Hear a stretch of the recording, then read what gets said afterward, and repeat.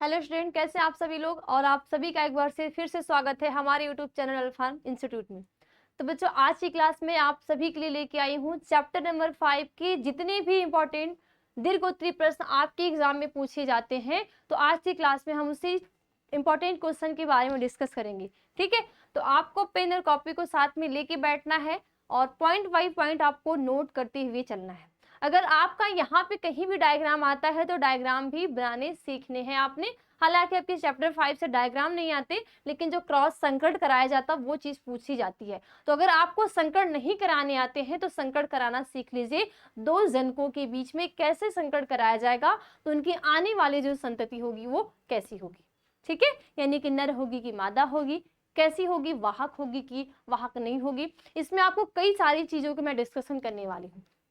तो class start करने से पहले मैं आप सभी को लिए एक गुड न्यूज देना चाहती हूँ कि जो भी बच्चा अगर कहीं भी ज्वाइन नहीं हुआ है, अपने 12th की तैयारी को एकदम बेस्ट बनाना चाहता है, वो भी टॉप 10 की लिस्ट में आना चाहता है, वो भी टॉप करना चाहता है अपने कॉलेज में, अपने स्टेट में या अपने जिले में, तो वो क्या करेगा, यहाँ पे आप सभी के लिए स्टार्ट किया गया है क्लास 12 की तैयारी के लिए शिखर बैच 2.0। यानी कि यहाँ पे जो बच्चे आपकी तैयारी करवाई जाएगी एकदम जीरो लेवल से कराई जाएगी। जीरो लेवल का मतलब हो गया कि आपका चैप्टर 1 से तैयारी कराई जाएगी।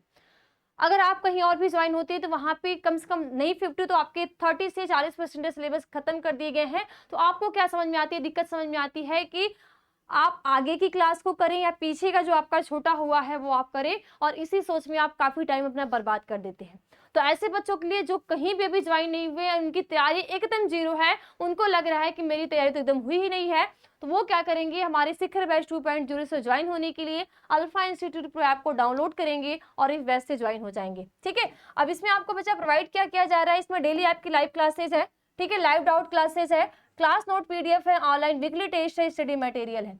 आपके लाइव क्लासेस भी चलेंगे, 10 से 12 घंटे की डेली आपकी क्लासेस चलेंगी। फिर भी आपने 10 से 12 घंटे में जो भी आपका चैप्टर चला, आपके डाउट क्लियर नहीं हो पाए, तो वहां पे लाइव डाउट क्लासेस भी चलाई जाएंगी, ताकि आपकी जितनी भी कंफ्यूजन है, जो भी आपका डाउट है, वो हमारी तरफ से क्लियर कराया जाए।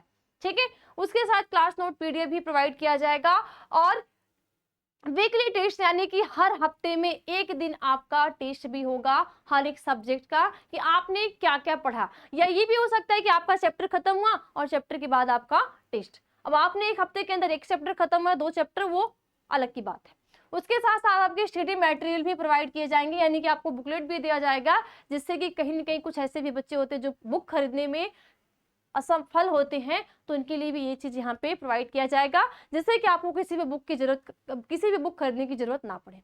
साथ साथ आपके कंप्लीट सिलेबस होंगे, सभी महत्वपूर्ण प्रश्न होंगे, मॉडल पेपर होगा, गेस्ट पेपर होगा, और पिछले 5 साल का पेपर भी आपसे सॉल्व कराया जाएगा। तो जो भी बच्चा इच्छुक है वो आज हमारे इस बैच को ज्वाइन करे और अपनी तैयारी को एकदम जीरो लेवल से एकदम हाई लेवल तक लेके जाए।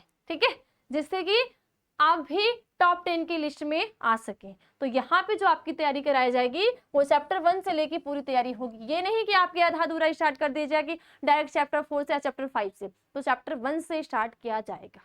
ठीक है, ओके। अब चलिए हम लोग क्लास की ओर चलते हैं, और क्लास में हम डिस्कस करने वाले हैं चैप्टर 5 के जितने भी आपके इंपॉर्टेंट क्वेश्चन आते हैं दीर्घोत्तरीय प्रश्न, उसके बारे में। ठीक है, तो फर्स्ट क्वेश्चन बच्चा आपका बोल रहा है कि मंडल के लक्ष्यों का पृथक्करण का नियम क्या है। आपको पता है कि जो मंडल जी ने वंशागति के 3 नियम दिए हैं, प्रभाविता का नियम, पृथक्करण का नियम, पृथक्करण के नियम को वियोजन का नियम भी बोलते हैं, साथ साथ युग्मक शुद्धता का नियम भी कहते हैं। ठीक है, तो यहाँ भी बच्चा आपसे जो पूछ रहा है मंडल का जो वियोजन का नियम है, या युग्मक की शुद्धता का नियम है, या पृथक्करण के नियम के बारे में आपको क्या है, यानी कि लक्ष्यों के नियम क्या है वो पूछ रहा है। साथ साथ आपसे पूछ रहा है कि चेकर बोर्ड द्वारा आरेखित निरूपण सहित वर्णन कीजिए, इसे युग्मकों की शुद्धता नियम क्यों कहते हैं। यानी कि साथ साथ आपको चेकर बोर्ड के द्वारा ये सिद्ध भी करना है कि आखिर जो मेंडल जी का सेकंड नियम है, वंशागति का सेकंड नियम, की पृथक्करण का नियम या वियोजन का नियम या युग्मक की शुद्धता का नियम, तो इसको क्यों कहते हैं। तो आपको बच्चे यहाँ पे क्या करने, इसका आंसर भी लिखने, साथ साथ इसके आपके डायग्राम भी बनाने हैं अपने एग्जाम में। ओके, तो आंसर में आप क्या लिखोगे, पृथक्करण के नियम। पृथक्करण के नियम को बेटा इंग्लिश में बोलते हैं लॉ ऑफ सेग्रेशन। ठीक है, सेग्रेशन बोलते हैं। अब देखो इसमें आपको नोट क्या क्या करना है, यहाँ पे आप नोट भी कर सकते हैं मेरे साथ साथ, नहीं तो आप स्क्रीनशॉट भी ले सकते हो ताकि आप बाद में इसको नोट भी कर सको।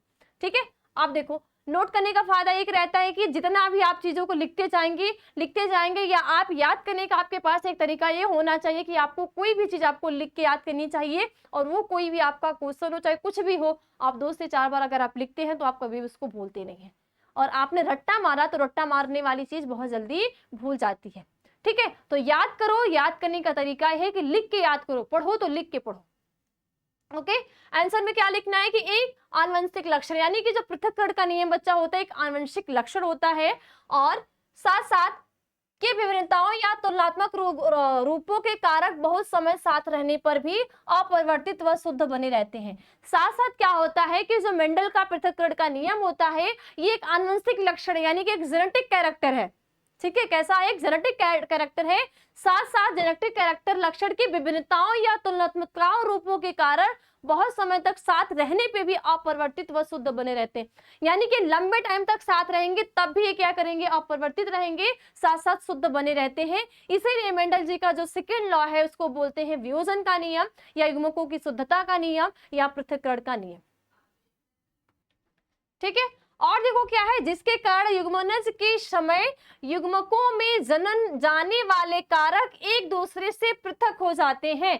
यानी कि इसमें क्या बोला है कि जिसके कारण क्या होता है कि युग्मक जनन में, यानी कि जब क्या होगा, गैमीट का निर्माण होगा, और युग्मक जनन कब होगा कि युग्मक जनन के समय युग्मकों में जाने वाले जो कारक होते हैं वो एक दूसरे से पृथक हो जाते हैं, इसलिए इसे युग्मक की शुद्धता का नियम भी कहते हैं। यानी कि जो मेंडल जी का नियम है पृथक्करण का नियम, तो यहाँ पे इसको युग्मकों की शुद्धता का नियम कहते क्यों है, रीजन क्या है, यहाँ पे बच्चे जब क्या होगा कि लंबे समय तक साथ रहेंगे लेकिन फिर भी ये अपरिवर्तित रहेंगे और शुद्ध बने रहते हैं, जिसके कारण युग्मक जनन के समय जब क्या होगा, युग्मक जनन में क्या होता है बच्चे, आपने 12th तीसरे चैप्टर में पढ़ा होगा युग्मक जनन की प्रोसेस। तो युग्मक जनन की प्रोसेस में आप 2 पार्ट को पढ़ते हो, शुक्र जनन और अंड जनन। तो शुक्र जनन में शुक्राणु का निर्माण यानी कि मेल गैमेट का निर्माण होता है, अंड जनन में अंडाणु का निर्माण यानी कि फीमेल गैमेट्स का निर्माण होता है। ठीक है, तो यहाँ पे जब क्या होगा, युग्मक जनन की प्रक्रिया होगी, गैमेट का निर्माण होगा, तो युग्मकों में जाने वाले जो कारक होंगे वो एक दूसरे से पृथक हो जाते हैं। यानी कि अगर यहाँ पे एक मेल में और एक फीमेल के बीच में क्रॉस कराया जाएगा तो इनमें की जो आने वाली संतति होगी उनमें जो गैमेट के कारक होते हैं वो क्या हो जाते हैं, पृथक हो जाते हैं, इसीलिए युग्मक की शुद्धता का नियम भी कहते हैं। क्लियर। आगे, जब यफन पीढ़ी के संकर पादपों में स्वपरागण कराया जाता है तो द्वितीय पीढ़ी में पैतृक लक्षण 3 संबंधी 1 के निश्चित अनुपात में पृथक हो जाते हैं। अतः प्रत्येक युग्मक के विपरीत लक्षण युग्मकों के बनते समय एक दूसरे से पृथक होकर अलग अलग युग्मकों में चले जाते हैं। मैं आपको आरेखीय रूप से भी समझाऊंगी, एक बार आप पढ़ लोगे तो इजी रहेगा, है ना, क्योंकि आपको क्रॉस भी बनाने हैं साथ में आपको लिखने भी है, तो आपको क्रॉस बनाने आने चाहिए और लिखने भी आने चाहिए। ठीक है, इन परिणामों से स्पष्ट है कि बौनेपन का लक्षण जो यफन पीढ़ी में प्रकट नहीं हुआ था वह लंबेपन के साथ मिश्रित नहीं हुआ था। ठीक है, अपितु बौनेपन का लक्षण अप्रभावी होने की वजह से यफन पीढ़ी में छिपा रहता है। आपने मेंडल का वंशागति के नियम में मैंने आपको पढ़ाया है कि जो मेंडल जी का वंशागति का नियम था, तो मेंडल जी ने क्या किया था, 2 विपरीत लक्षण को लिया था, एक शुद्ध लंबा और एक शुद्ध बौना के बीच में क्रॉस कराया था, जो अभी मैं आपको क्रॉस करके बताऊंगी। ठीक है, गैमेट के निर्माण के समय कारकों का विन संयोजन होने के कारण F2 पीढ़ी के कुछ पादपों में बौनेपन का लक्षण फिर से शुद्ध समयुग्मजीय अवस्था में आ जाने के कारण प्रकट हो जाता है। ठीक है, देखो अब क्या होगा, इसको आपको समझना है कैसे। आपने मेंडल जी का 3 नियम देखा है बच्चे, है ना, तो मेंडल जी का जो प्रभाविता के नियम में क्या था, जब मेंडल जी ने क्या किया था, लंबा पौधा, है ना, क्या लिया था, शुद्ध लंबा पौधा लिया था। ठीक है, शुद्ध लंबा पौधा, और क्या लिया था, शुद्ध बौना पौधा। ठीक है, शुद्ध बौना पौधा। आपको पता है कि मेंडल जी के जो विपर्यासीय लक्षण थे वो लंबेपन को कैपिटल टी से दर्शाए हैं और बौनेपन को स्मॉल टी से दर्शाए हैं। ठीक है, तो यहाँ हमने क्या किया, ये हमारे क्या है, जनक है, यानी कि क्या है, जिसको बोलते हैं हमारी जो पेरेंट्स है ना।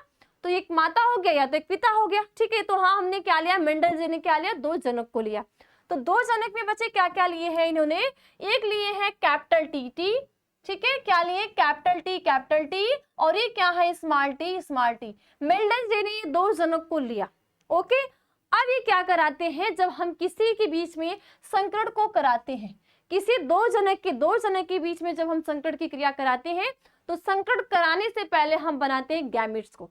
क्या बनाएंगे, गैमेट्स को। तो यहाँ पे हम क्या बनाएंगे, युग्मक। क्या करेंगे, युग्मक को बनाते हैं। जब आप बेटा युग्मक बनाओगे तो यहाँ पे आप देखो, यहाँ पे क्योंकि दोनों एलिल समान है ना, दोनों एलिल आपको क्या दिख रहे हैं, समान है।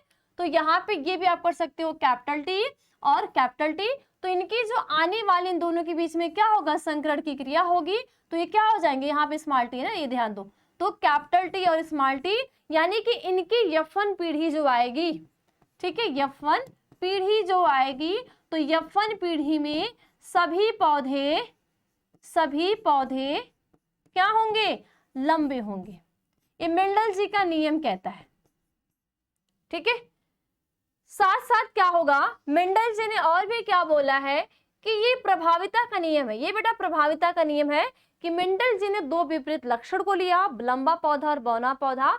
तो यहाँ पर जो लंबा पौधा था उसने क्या किया, अपने लक्षण को शो किया, ठीक है। तो यहाँ पे लंबा पौधा को हम कहेंगे, यानी कि जो लंबापन है, लंबापन क्या है बेटा, कैपिटल टी, इसको बोलेंगे प्रभावी। क्या बोलते हैं, प्रभावी, और इंग्लिश में बोलते हैं डोमिनेंट, ठीक है, डोमिनेंट बोलते हैं, ठीक है। और यहाँ पे जो बौना पौधा था उसने यफन पीढ़ी में अपने लक्षण को, बौनापन जो था वो बौना पौधा अपने लक्षण को, यानी कि स्मॉल टी इसने अपने लक्षण को शो नहीं किया, इसलिए इसको हम बोलते हैं अप्रभावी। यही बच्चे क्या होता है, मेंडल का प्रभाविता का नियम, जो कि आपके एग्जाम में ये भी कभी कभी दीर्घ लघुत्तरी प्रश्न में पूछा जाता है, ठीक है। लेकिन यहाँ पे हम क्या पढ़ रहे हैं, युग्मक की शुद्धता का नियम। यानी कि मेंडल जी ने क्या बोला कि जब हमने दो जनक के बीच में संकरण कराया तो लंबेपन ने अपने प्रभाव को दर्शाया, तो उसे प्रभावी लक्षण बोला, और जिसने अपने लक्षण को नहीं दर्शाया उसको हमने क्या बोला, अप्रभावी बोला। लेकिन अब क्या होगा, जब इनकी F1 पीढ़ी में ना क्या किया जाएगा, इनकी जो बच्चे F1 पीढ़ी है, F1 पीढ़ी में क्या कराया जाएगा, स्वपरागण, ठीक है। यानी कि कैपिटल टी और स्मॉल टी में क्या कराया जाएगा, स्वपरागण। जब मेंडल जी ने क्या कराया, स्वपरागण की क्रिया को कराई। तो स्वपरागण की जब इन्होंने क्रिया कराई तो देखिए आपको मिलते क्या है ना। तो यहाँ पे जब हम क्या करेंगे, स्वपरागण की क्रिया कराए मेंडल जी ने, तो आप इसको अगर पुनेट वर्ग में रख के करते हो तो बहुत ईजी होता, आपको अच्छे से समझ में आता है। तो यहाँ पे हम क्या करेंगे, इसको पुनेट वर्ग में रख देंगे, है ना, क्या करेंगे, पुनेट वर्ग में रख देंगे। आप देखो यहाँ पे हम ले लेंगे, यहाँ पे बच्चा हमारा क्या हो जाएगा, यहाँ पे capital T small T, capital T small T. अब इन दोनों के बीच में हमें क्या कराने, संकरण की क्रिया को कराने हैं, ओके। अब देखो जब आपने कैपिटल टी से क्रॉस कराओगे तो यहाँ पे क्या हो जाएगा, यहाँ पे हो जाएगा कैपिटल टी, ठीक है। जब आप क्या करोगे, यहाँ पे कैपिटल टी स्मॉल टी से कराओगे तो कैपिटल टी और स्मॉल टी होगा, यहाँ पे भी क्या हो जाएगा, कैपिटल टी और स्मॉल टी हो जाएगा, और यहाँ पे भी क्या हो जाएगा, स्मॉल टी। यानी कि आपको यहाँ पे कुछ चेंजेस दिख रहे हैं ना। चेंज क्या दिख रहे हैं बच्चे, यहाँ पे देखो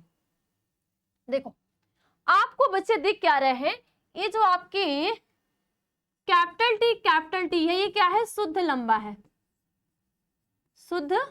लंबा है, ठीक है। जिनकी संख्या कितनी है, एक है, ओके। स्मॉल टी ये आपका क्या है, शुद्ध बौना है। जिनकी संख्या बच्चे कितनी है, इनके भी क्या है, एक है। और यहाँ पे ये जो कैपिटल टी और स्मॉल टी है, ये भी क्या है, लंबेपन, ये भी लंबेपन को शो करते हैं, लेकिन इनको हम बोलते हैं विषम युग्मकी, यानी कि हेट्रोजाइगस बोलते हैं। इन दोनों को बोलेंगे होमोजाइगस, क्या बोलेंगे, होमोजाइगस, जाइगस, तो ये भी बच्चे आपको ध्यान देने हैं, ठीक है। तो यहाँ पे संख्या कितनी, 1 और 2। तो मैंने आपको बताया था कि जीनोटाइप और फिनोटाइप क्या होते हैं। जब आप किसी भी जीव की जीनी संरचना को देखते हो तो उसे हम क्या बोलते हैं, जीनोटाइप। जब आप किसी जीव के बाल लक्षण को मॉर्फोलॉजी के देखते हो तो उसको बोलते हैं फिनोटाइप, है ना। तो अगर यहाँ पे हम किसकी बात करेंगे बच्चे, फिनोटाइप की बात करेंगे। किसको, किसकी, फिनोटाइप की अगर जब आप बात करोगे तो यहाँ पे फिनोटाइप में हमने क्या डिस्कस करना है, मॉर्फोलॉजी की। आकार कैसा है, रंग कैसा है, साइज कैसी है, ये सारी चीज की हम डिस्कस करते हैं ना। तो अगर आप मॉर्फोलॉजी देखोगी, इसके फिनोटाइप देखोगी, तो यहाँ पे आपको कितने लंबे पौधे दिख रहे हैं, 1 2 3। तो आप क्या लिखोगे यहाँ पे, यानी कि हमें कितने पौधे मिले, 3 लंबे पौधे मिले, ठीक है। और यहाँ पे आपको बौने पौधे कितने दिख रहे हैं, बौने पौधे कितना है, 1 है। तो यानी कि इसका जो फिनोटाइप आएगा, फिनोटाइप क्या आ जाएगा, 3 संबंधी 1, ठीक है। मेंडल जी का सेकंड नियम में जब आप इसके फिनोटाइप को देखोगे तो 3 संबंधी 1 का अनुपात आएगा। या फिर हम ये भी कह सकते हैं कि यहाँ पे 75% क्या होंगे, लॉन्ग पौधा होगा और 25% क्या होगा, यहाँ पे बौना पौधा होगा, ठीक है। तो यहाँ पे आपको क्या दिख रहा है, यहाँ पे आपको क्या दिख रहा है कि जो पृथक्करण का नियम था, जब सेकेंड इनकी पीढ़ी आई, कौन सी, ये पीढ़ी इनकी कौन सी है बच्चे, ये वाली पीढ़ी इनकी हो जाएगी एप्टो पीढ़ी, ठीक है। ये क्या है, इनकी एप्टो पीढ़ी। तो एप्टो पीढ़ी में इनको शुद्ध लंबा मिला, शुद्ध बौना मिला और लंबापन मिला, जो कि क्या था, विषम युग्मजी था, यानी कि लंबा और शॉर्ट दोनों था, कैपिटल टी स्मॉल टी दोनों था। लेकिन यहाँ पे एक कैपिटल टी ने अपने प्रभाव को यफन पीढ़ी में दर्शाया है, लेकिन इसने प्रभाव को यहाँ पे नहीं दर्शाया। लेकिन ये बौना पौधा ने क्या किया कि मैं चुप नहीं रहूंगा, मैं भी सेकेंड पीढ़ी में अपने लक्षण को, अपने प्रभाव को दर्शाऊंगा। तो यहाँ पे इसने अपने लक्षण को दर्शा दिया। यही मेंडल जी का पृथक्करण का नियम कहा जाता है। तो बच्चे आपके जब एग्जाम में आएगा, मैं आपको गारंटी दे रही हूँ कि जब आप इस क्रॉस को बनाओगे तो आपको पक्का नंबर मिलेगा। जब आपको एक क्रॉस बनाने आ जाएगा ना, तो आप थ्योरी गारंटी कह रही हूँ कि आप लिख लोगे। और आप थ्योरी भले लिख लो, क्रॉस नहीं बनाने आए तो आप कुछ नहीं कर सकते। इसलिए क्रॉस बनाना सीखना पड़ेगा, अगर नहीं भी आ रहा है तो। वैसे बहुत ईजी है। हाँ, अगर आपको क्रॉस कराने में दिक्कत होता है तो आप अगर पुनेट वर्ग में रख के कराओगे तो कभी भी आपका गलत नहीं होगा। वैसे आप गलत हो सकते हो, लेकिन पुनेट वर्ग में रख के कराओगे तो वहां पे आप गलती नहीं कर सकते। क्लियर। तो ये मेंडल जी का क्या है, पृथक्करण का नियम है। सेकेंड क्वेश्चन, और यही हमने पढ़ा भी है ना। यहाँ पे हमने क्या पढ़ा कि इन परिणामों से स्पष्ट है कि बौनेपन का लक्षण जो यफन पीढ़ी में प्रकट नहीं हुआ था, वो क्या था, लंबेपन के साथ मिश्रित नहीं हुआ था, अपितु बौनेपन का लक्षण अप्रभावी होने की वजह से यफन पीढ़ी में छिपा रहा। लेकिन युग्मकों के निर्माण के समय कारकों का विसंयोजन होने के कारण एप्टो पीढ़ी के कुछ पादपों में बौनेपन का लक्षण फिर से शुद्ध युग्मजीय अवस्था में आ जाने के कारण प्रकट हो जाते हैं। तो यही क्या है, मेंडल जी का पृथक्करण का नियम बोला जाता है। नेक्स्ट क्वेश्चन, सेकेंड क्वेश्चन बच्चा क्या है कि लिंग संलग्न से आप क्या समझते हैं, ठीक है। उसके बाद रेखा चित्रों की सहायता से मनुष्य में 2 लिंग संलग्न लक्षणों की वंशागति का वर्णन कीजिए। यहाँ पे आपको रेखा चित्र की सहायता से भी पूछा जाता है कि मनुष्य में 2 लिंग गुणसूत्रों की रेखा चित्र की सहायता से आपको करने भी है। तो आप क्या करोगे, देखो लिंग संलग्न वंशागति, आपको ये चीज आपको ये ध्यान देनी है बच्चे कि जब आप आनुवंशिक विकार को देखते हो, है ना, क्या देखते हो, आपके जो आनुवंशिक विकार होता है, मैंने आपको चैप्टर में पढ़ाया भी है कि जो आनुवंशिक विकार जो होता है बच्चे, वो कितने प्रकार का होता है, 2 प्रकार का, ठीक है। एक आपका क्या होता है, मेंडली विकार। कुछ बच्चे ने नहीं देखा होगा क्लास को तो वापस से देख लेंगे, ठीक है। तो ये क्या होगा, मेंडली विकार, ठीक है। इसके साथ एक होता है आपका क्रोमोसोमल विकार।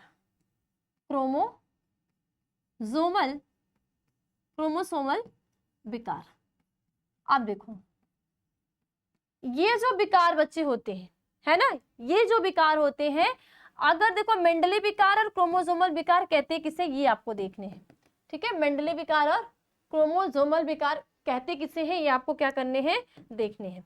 देखो क्या होगा, मेंडली विकार वे विकार होते हैं, ठीक है, मेंडली विकार वे विकार होते हैं जो कि जीन में गड़बड़ी के कारण होते हैं, ठीक है, जीन में क्या होगी, जीन में खराबी होगी, ठीक है, क्या होगा, जीन में कोई खराबी होगी, तो ये क्या होते हैं, मेंडली विकार होते हैं। और साथ साथ जो हमारा क्या होता है, बेस होता है डीएनए के अंदर जो क्षारक होते हैं, उनमें कोई क्या होगी, दिक्कत होगी। और यहाँ पे जो क्रोमोसोमल विकार होगा, इनमें क्या होगा कि क्रोमोसोम की संख्या में, है ना, किसमें, क्रोमोसोम की संख्या में, क्रोमोसोम की, ठीक है, क्रोमोसोम की जो संख्या होगी उनमें या तो क्या होगी, कमी होगी, या तो क्या होगा, ज्यादा होगा। जैसे जैसे देखो, हमारी मनुष्य में गुणसूत्रों की संख्या क्या है, 46 होती है, चाहे मादा हो चाहे नर हो, है ना। तो यहाँ पे अगर 46 + 1 हो जाएगी तो बराबर क्या होगी, 47। तो यहाँ पे व्यक्ति क्या होगा, किसी न किसी आनुवंशिक विकार से ग्रसित होगा, और ये होगा विकार जो उसका क्रोमोसोमल विकार होगा, यानी कि उसके क्रोमोसोम जो गुणसूत्र की संख्या में एक गुणसूत्र क्या हो जाएगा, ज्यादा हो जाएगा, ठीक है। अगर यहाँ पे 46 - 1 हो जाएगा यानी कि 45, तो ये भी क्रोमोसोमल विकार होगा कि यहाँ पे जो नंबर ऑफ क्रोमोसोम 46 है, तो यहाँ पे एक क्रोमोसोम की क्या हो गई है, कमी। तो ये सारे क्या होते हैं, क्रोमोसोम विकार होते हैं, ठीक है। इसके साथ साथ आपको ये भी पता है बेटा कि मानव में जो गुणसूत्र की संख्या होगी वो होती है 46, इतनी क्लियर।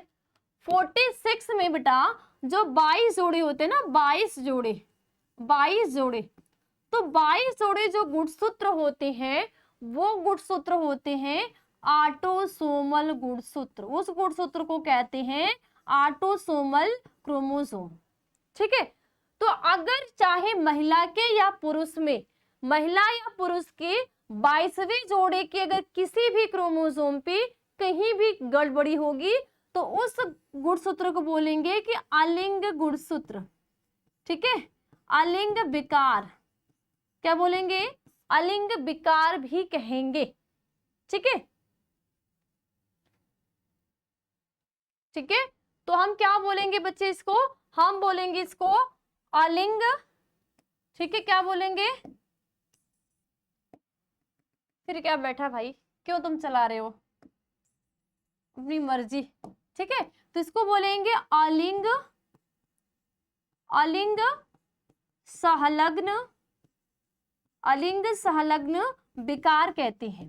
अगर जो मानव में 23वां जोड़ा गुणसूत्र है, ठीक है, मानव में जो 23वां जोड़ा गुणसूत्र यानी कि XY है, अगर इनमें कोई दिक्कत होती है तो इनको बोलेंगे लिंग, लिंग संलग्न विकार, ठीक है। तो जो मानव के अंदर बच्चे दो ऐसे डिजीज होते हैं जो मानव में किसकी वजह से होते हैं, लिंग गुणसूत्र के कमी में, या संख्या ज्यादा होगी या कम होगी या कोई भी गड़बड़ी है तो वहां पे होते हैं, तो ये आपके मंडली विकार होते हैं। जैसे आप क्या देखते हो, वर्णनादता ना, वर्णनादता यानी कि कलर ब्लाइंडनेस, हीमोफीलिया, हीमोफीलिया, तो यहाँ पे दोनों जो बेटा आपके डिजीज हैं, विकार है, ये आपके लिंग गुणसूत्र में कहीं न कहीं गड़बड़ी होने के कारण होता है। क्लियर इतना चीज, तो ये आपको ध्यान देने हैं कि आनुवंशिक विकार दो होते हैं, मेंडली विकार, क्रोमोसोमल विकार। अगर जीन में कोई गड़बड़ी होगी या जीन में कोई म्यूटेशन होगा तो वो व्यक्ति जो बीमारी होगी वो क्या होगी, क्या कहलाएगी, मेंडली विकार कहलाएगी, यानी कि आपकी वर्णनादता हो गया, हीमोफीलिया हो गया, सिकल सेल सेलेमिया हो गया, ये सारे आपके क्या है, मेंडली विकार है। और अगर यहाँ पे आपके गुणसूत्रों में अगर संख्या ज्यादा हुई या कम हुई तो यहाँ पे आप Turner syndrome, Down syndrome, Klinefelter syndrome इस रोग से ग्रसित होगी।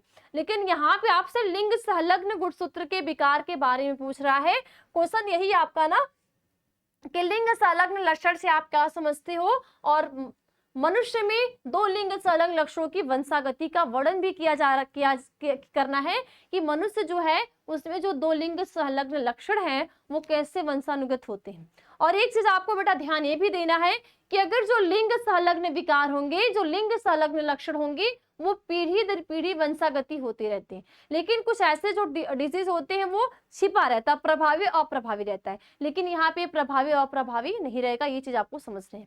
आंसर में आप क्या लिखोगे कि लिंग संलग्न वंशागति प्राणियों में कुछ आनुवंशिक लक्षणों की वंशागति उनके लिंग से संबंधित होती है। मैंने यही बताया आपको कि लिंग से सेक्स से संबंधित होती है, अर्थात उन विशिष्ट लक्षणों का नियमन करने वाले जिन लिंग गुणसूत्र पर स्थित होते हैं। और साथ साथ जिस कोई भी व्यक्ति जो आपके लिंग संलग्न जो दो रोग है, वो हीमोफीलिया है, वर्णांधता है, तो ये जो वाहक होते हैं, ये जो जिन में गड़बड़ी होती है, ये जो मानव में 23वां जोड़ा यानी कि जो लिंग गुणसूत्र होता है वहां पे ये प्रेजेंट होते हैं।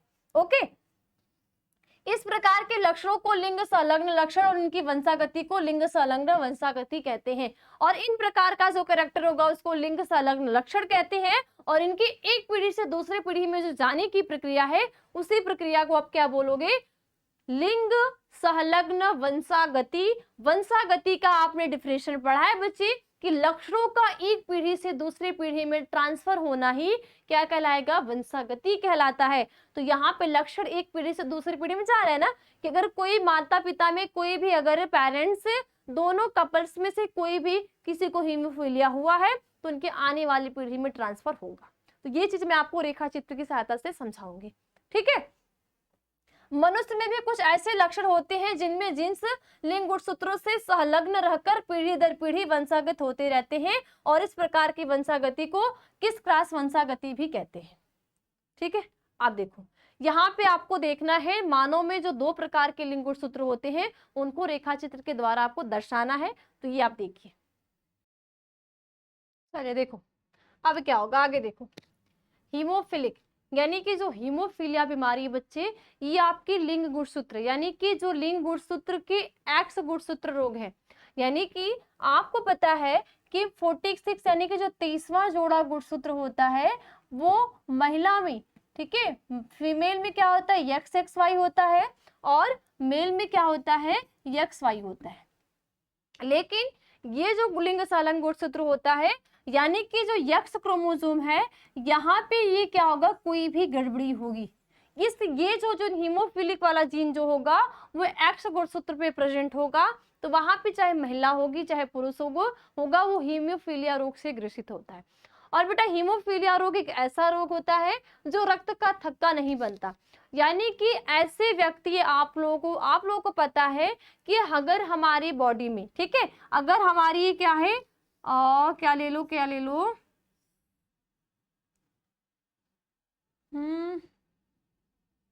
रुको,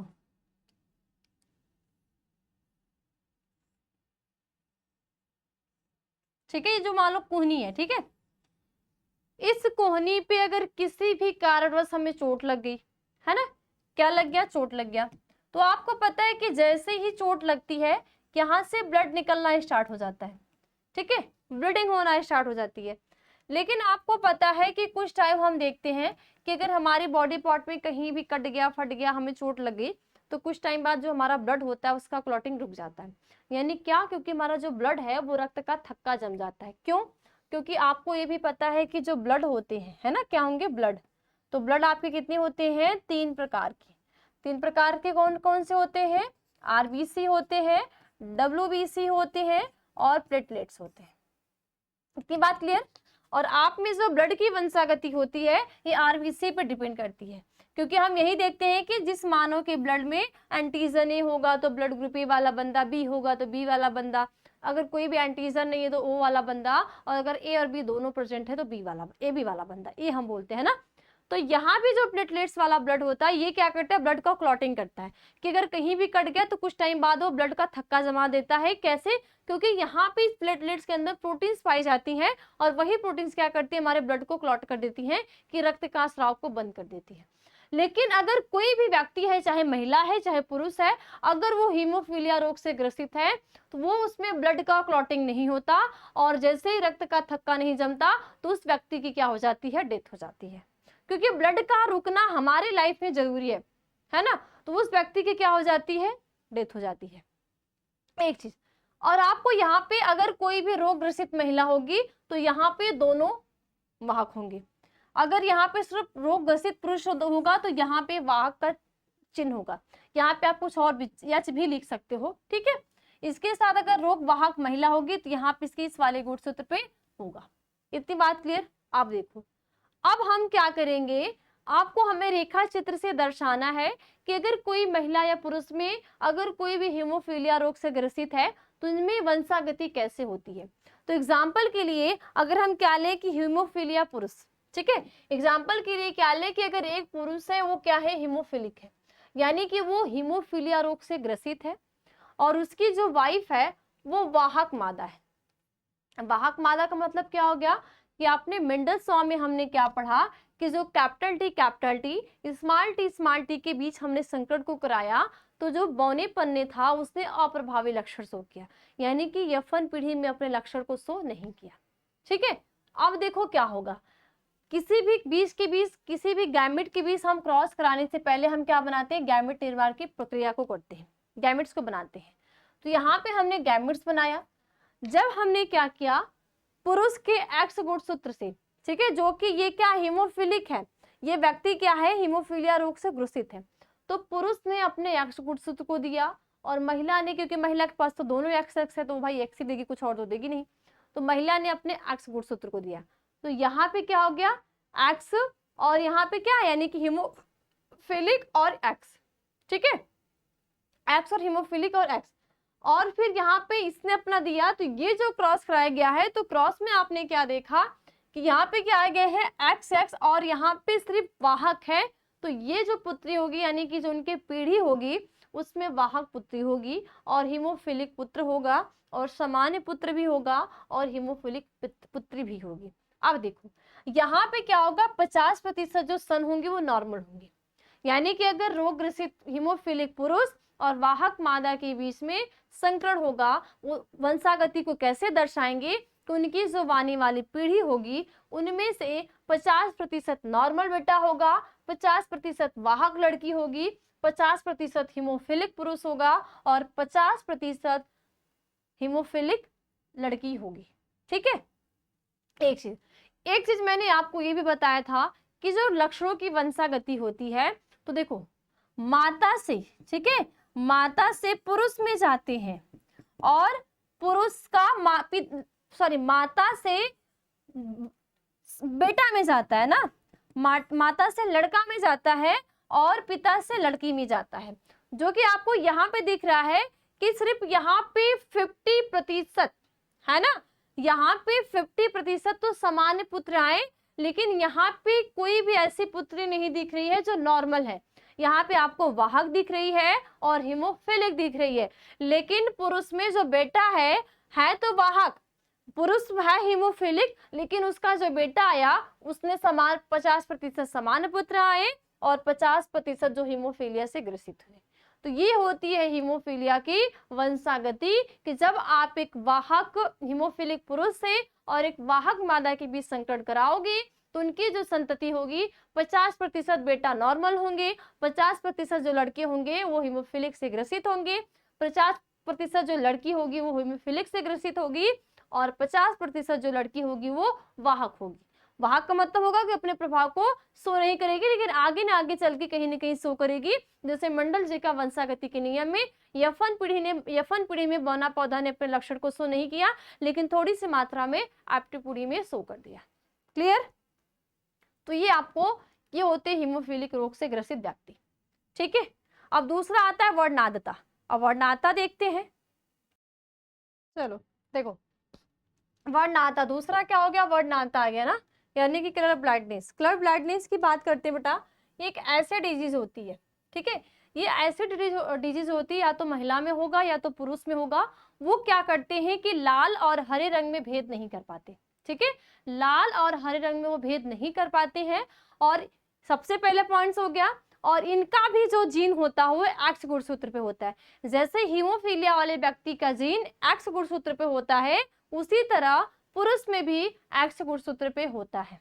और यानी कि ये क्या होंगे, चाहे पुरुष चाहे महिला एक्स गुणसूत्र पे होंगे और क्या होते हैं, अप्रभावी होता है। अप्रभावी का मतलब होता है जो अपने लक्षण को आगे चल के शो ना कर पाए, ठीक है। और जो अपने लक्षण को शो करता है उसे क्या बोलते हैं, प्रभावी।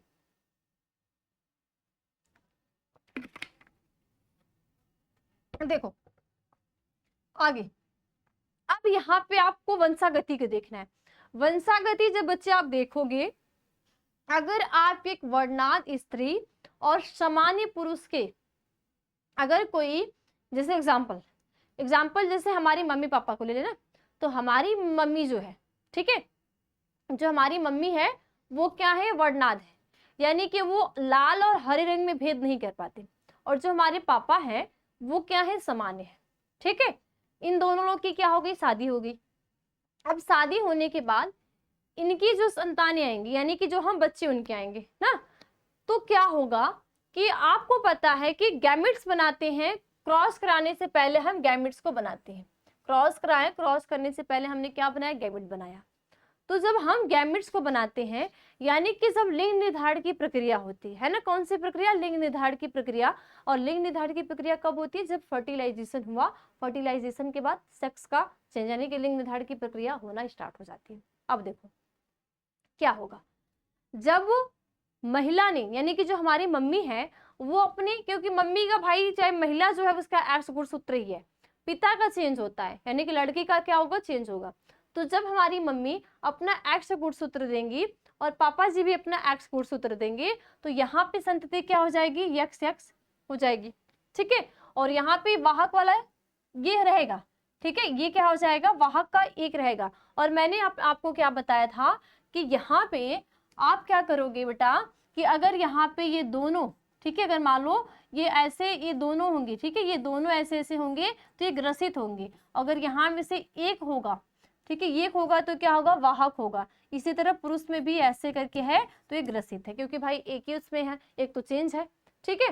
तो क्या होगा कि जब मम्मी ने अपना एक्स गुणसूत्र दिया, पापा ने भी अपना एक्स गुणसूत्र दिया, तो यहाँ पे जो लड़की हुई वो क्या हुई, वाहक हुई, ठीक है।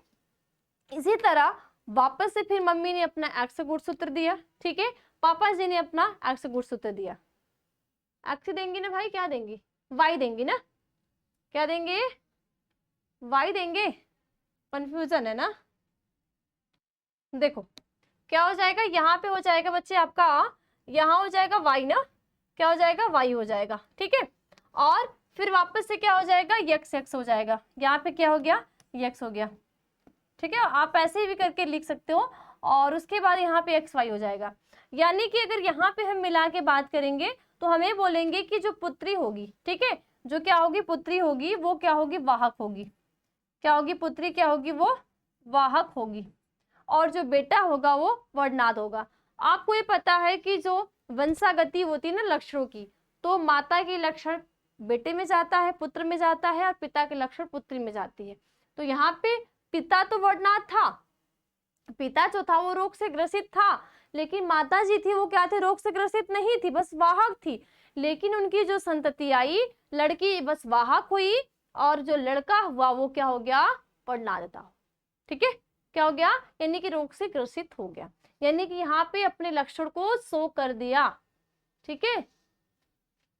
सॉरी, जो यानी कि वर्णांत स्त्री थी और सामान्य पुरुष के बीच में जब संकरण कराया गया, तो यहाँ पे लड़की बस वाहक हुई, और जो लड़का था वो क्या हो गया, कलर ब्लाइंडनेस हो गया। ये तो इनकी F1 पीढ़ी थी।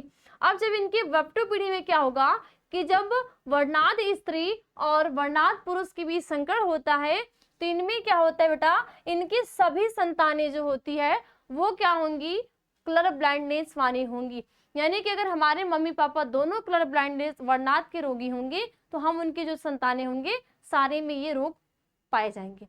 लेकिन अगर एक ग्रसित होगा और एक नॉर्मल होगा, तो अगर माता ग्रसित है, पिता नॉर्मल है, तो पुत्री वाहक होगी, और जो बेटा होगा वो ग्रसित हो जाएगा, ठीक है। तो ये जिन चीजों को ध्यान देना। अगर यहीं पे जो महिला रहती वो नॉर्मल होती और पुरुष जो होता वो क्या होता, वाहक होता, तो यहाँ पे लड़का वाहक हो जाता और लड़की क्या हो जाती, ग्रसित हो जाती, ठीक है। तो ये चीज आपको ध्यान देनी है अपने एग्जाम के लिए। तो ये क्रॉस आपको सीख लेने हैं अगर नहीं बनाने आते हैं तो, ठीक है। और कुछ बच्चों का क्वेश्चन आता है कि मैम ये बिहार MP बोर्ड के लिए है कि नहीं, झारखंड बोर्ड के लिए है कि नहीं, और भी कुछ लोगों का क्वेश्चन आता है। तो बच्चे मैं आपको ये बता दूं कि यहाँ पे जो जहाँ पे आपका, मुझे लगता है कि हर एक कोई भी आपका बोर्ड है, हर बोर्ड में आपका NCERT ही चलाया जाता है, ठीक है। NCERT बेस से आपका सिलेबस है। तो जहाँ जहाँ जिस जिस बच्चे को NCERT पढ़ना है, जिसका सिलेबस NCERT है, उन सारे बच्चों को ये काम देगा। तो यहाँ पे अब ये कोई नहीं पूछेगा कि मेरे लिए लाभदायक है कि नहीं, ये मेरे लिए काम करेगा कि नहीं करेगा। इसके साथ साथ कुछ बच्चे ऐसे भी होते हैं, जब क्लास स्टार्ट होती है तो उनको बड़ी जल्दी होती है, स्टार्ट करो स्टार्ट करो स्टार्ट करो। तो पढ़ाई में जल्दबाजी कभी नहीं करनी चाहिए, करो लेकिन एक नॉर्मल तरीके से। ये नहीं कि आप सोचो कि 1 घंटे की क्लास को टॉपिक टफ है उसको हम 2 मिनट में समझें, तो वो चीज़ पॉसिबल नहीं होने वाली है। हर एक चीज़ को डिटेल में पढ़ना चाहिए। तो आपके अंदर ये जल्दबाजी नहीं होनी चाहिए। किसी बच्चे के अंदर है तो उसको आप सुधारने की कोशिश करो, ठीक है। चलिए नेक्स्ट क्वेश्चन। अगला क्वेश्चन है बेटा, लिंग निर्धारण क्या है? पक्षियों तथा मधुमक्खियों में लिंग निर्धारण समझाइए। अब देखो लिंग निर्धारण, देखो लिंग निर्धारण वह प्रक्रिया है जिसके द्वारा यह सुनिश्चित होता है कि एक लिंगी जंतुओं में लैंगिक जनन द्वारा उत्पन्न होने वाला नया प्राणी नर होगा या मादा। और जंतुओं में लिंग निर्धारण की प्रमुख क्रियाएं निम्न है। देखो सेक्स डिटर्मिनेशन का मतलब होता है बच्चे, किससे ये पता चलता है कि जो हमारी आने वाली पीढ़ी है वो लड़का होगा कि लड़की होगी, ठीक है। तो यही जो प्रोसेस कहलाती है वो सेक्स डिटर्मिनेशन कहलाती है। अब देखो यहाँ पे बहुत सारी प्रक्रियाएं होती है, जैसे ZZ-ZW एवं ZZ-Z0 प्रक्रिया, ठीक है। और ZZ यही चीज है ना मेथड। देखो इस प्रक्रिया में मादा विषम युग्मकी तथा नर समयुग्मकी होते हैं। आपको बेटा अभी आपको कई सारे मैं प्रोसेस पढ़ाऊंगी, इस प्रोसेस से पढ़ने के पहले थोड़ा सा अगर आप समझ लोगे तो वो सही रहेगा ना। देखो चलो इसको समझने से पहले आपको आगे समझना होगा। आप समझना क्या होगा ये देखो, आपको पता है मानव में जो लिंग निर्धारण की प्रक्रिया होती है बच्चे, है ना, किसमें? मानव में लिंग निर्धारण की प्रक्रिया। देखो अगर आप किसकी बात करोगे, सेक्स डिटर्मिनेशन की, सेक्स डिटर्मिनेशन की बेटा बात करते हो, इनमें आपको अलग अलग जीवों में अलग अलग प्रकार के दिखाई देते हैं।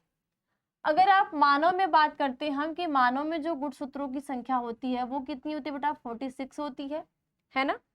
46 में आपके जो 22 जोड़े होते हैं वो क्या होते हैं? समजात होते हैं, समजात होते हैं, यानी कि XX होते हैं, चाहे महिलाएं चाहे पुरुष हो। और जो एक वन पेयर होता है, ठीक है, यानी कि जो 23वां जोड़ा होगा वो क्या होंगे? विषम होते हैं, ठीक है, यानी कि महिला का XX और पुरुष का XY होता है। ये चीज आपको पता है, ये मानव में हो गया। तो यहाँ पे आप पे विषम युग्मता है ना, आप में महिला तो समयुग्म की है, ठीक है। ये समयुग्मता को दर्शा रही है क्योंकि इसके जो दोनों एलील है ये क्या है? समयुग्मता को दर्शा रही है ना, क्योंकि इसके दोनों एलील क्या है? समान है। लेकिन ये मेल क्या है? विषम युग्मता है, क्योंकि इसके जो दोनों एलील है ये समान नहीं है, ठीक है। इतना बात क्लियर? तो ये तो हो गया मानव में। इसी तरह आपको दो लोगों के बीच में सेक्स डिटर्मिनेशन को बताना है, ठीक है। किसके बारे में? दो लोगों के बीच में। देखो अब हमें आपके जो क्वेश्चन में किसका दिया है? पक्षी का दिया है और मधुमक्खी का, ठीक है। तो पक्षी में बेटा, पक्षी में जो गुणसूत्र होते हैं वो होते हैं आपके ZZ और ZW, ठीक है। तो यहाँ पे आपने क्या देखा कि जो मेल है वो विषम युग्मता को दर्शा रहा है, लेकिन पक्षी जो होती है, पक्षी में जो आप ZZ देखते हो ये होते हैं नर, और जो ZW होते हैं ये होते हैं मादा। यानी कि यहाँ पे जो पक्षी में जो मादा होगी, मादा विषम युग्मता को दर्शा रही है, विषम युग्मता को क्या कर रही है? दर्शा रही है। इतनी बात क्लियर? तो आपको क्या कराने? पहले हम क्रॉस कराएंगे। दूसरा होता है मधुमक्खी में क्रॉस।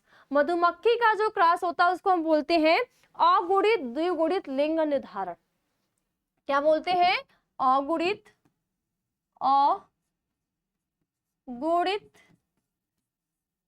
द्विगुणित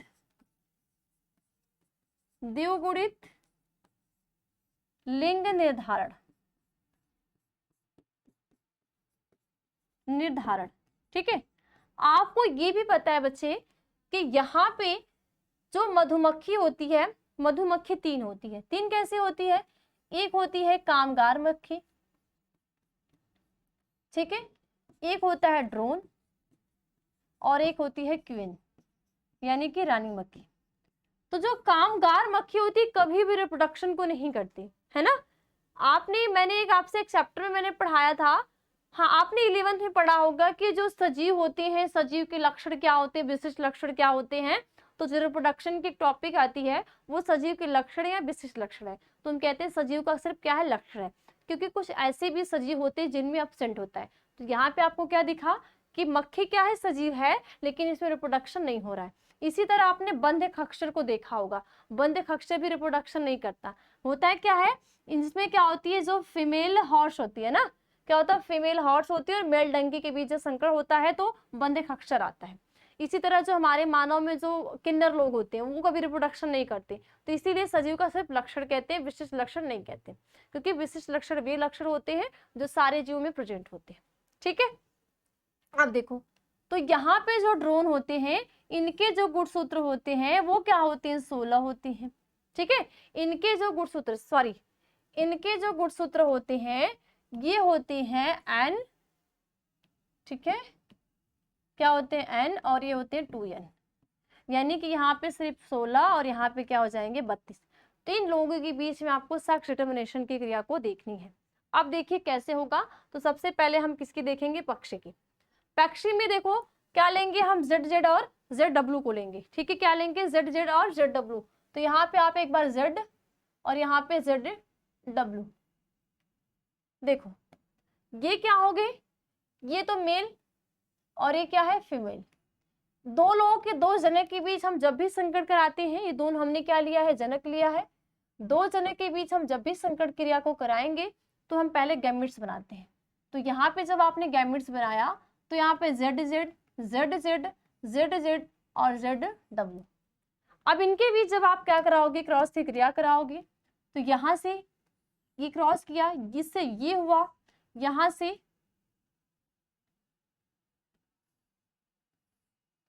ठीक है, क्या आ जाएंगे आपके ZZ,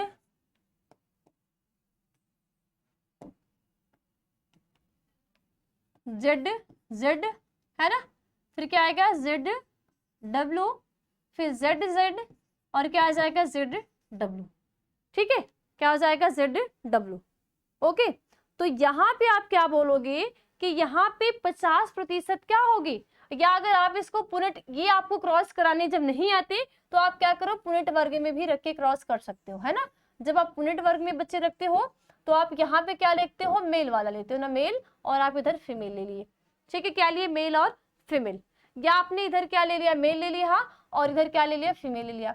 तो ZZ और ZW की भी जब आप क्रॉस कराओगे तो ZZ ZZ, ZW आ जाएगा, यहाँ से ZZ ZZ और यहाँ से ZW आ जाएगा। तो यहाँ पे आपको 50% क्या दिख रही है, मादा दिख रही है, और यहाँ पे ये है 50% क्या होंगे, नर होंगे।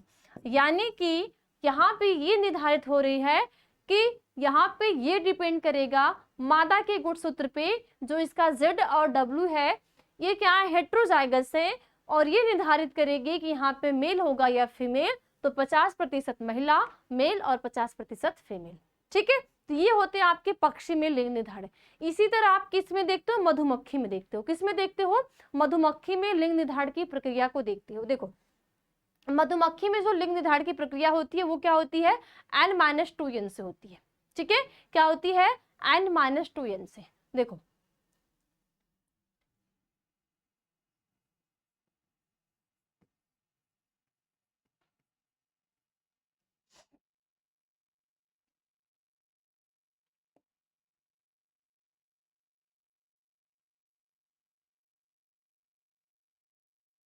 मधुमक्खी में क्या करती है, शहद बनाती है ना।